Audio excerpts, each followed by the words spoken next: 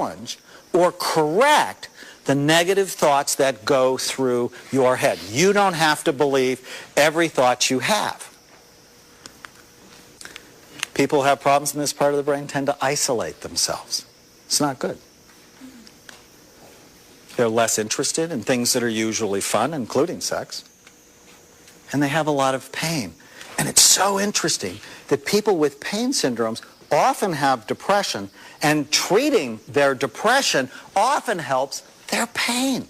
One of the great supplements that I often recommend, it's called SAMe, works not only for depression, but also for pain. Isn't that interesting? So how do you help this part of the brain? All right, I know I'm stuck on this, but exercise, and exercise is truly amazing.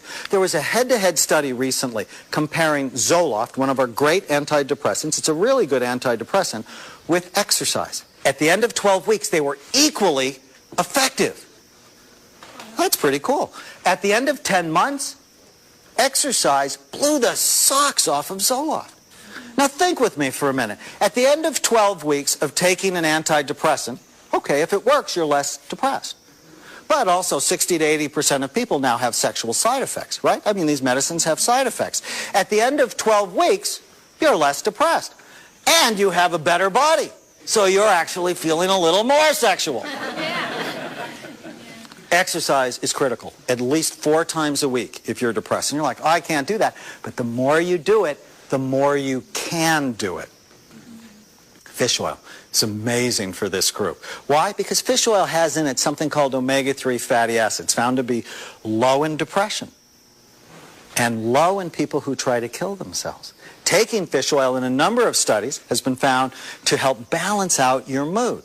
And people who live in the countries that eat the most fish have the lowest incidence of depression.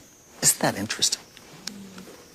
And you want to get rid of the automatic negative thoughts. You don't have to believe every thought that you have. And so in my office, I actually collect anteaters, right? Just to remind myself, you know, if I'm feeling sad, if I'm feeling mad, if I'm feeling nervous, I write it out. And then I talk back to it, right? You don't have to believe every thought you had. How many of you were good at talking back to your parents when you were teenagers? I was excellent. But you need to be good at talking back to those crazy, silly, distorted thoughts that are going through your head. And one that's just so simple. You get a thought in your head, you just ask yourself, is it true? Can I absolutely know that this is true?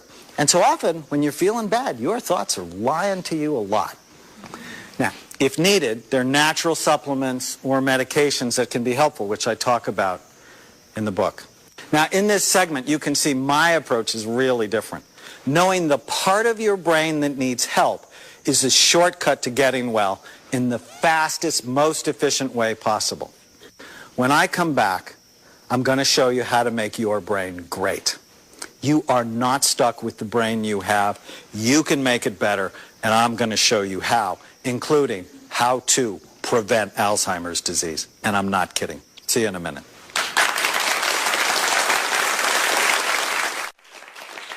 Welcome back. So has anyone developed brain envy yet?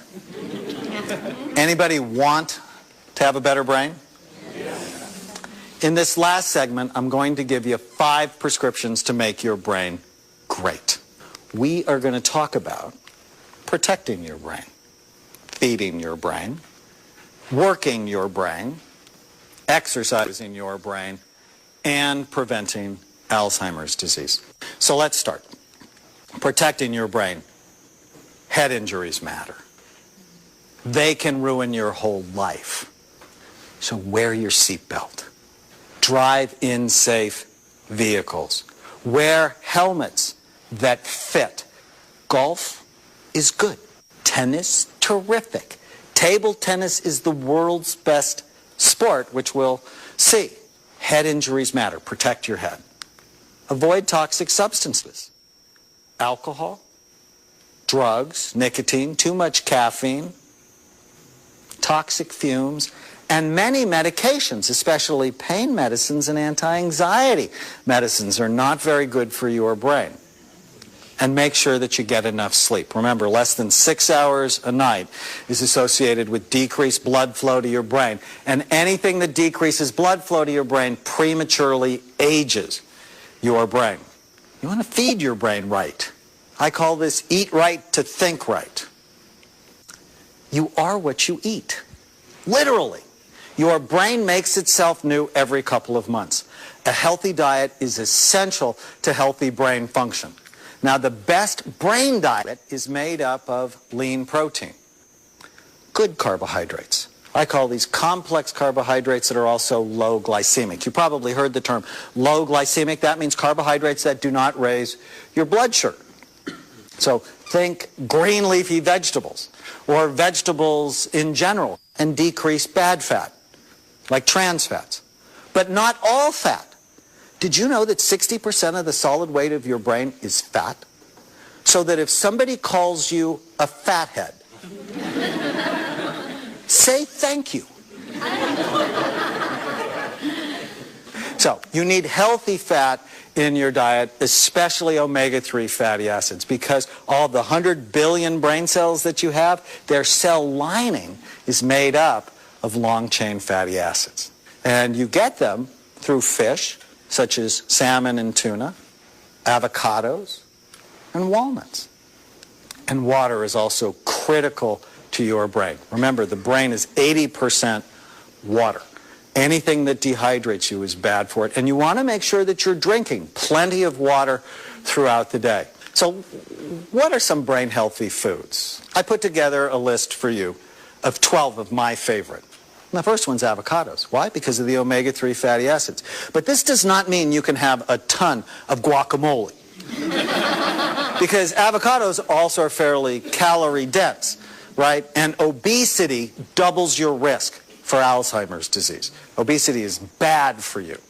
Okay, but a little bit of avocado is great for you, as are blueberries. In fact, I call these brain berries because they're loaded with antioxidants and they have fiber. Broccoli, because it has folate, very important vitamin for your brain. Green tea.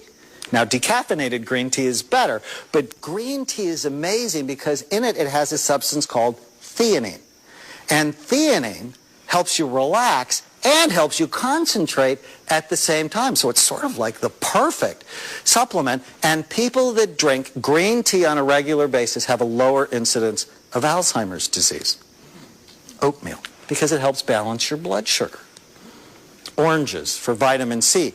Red bell peppers. Did you know red bell peppers have 3 times the level of vitamin C as green bell peppers?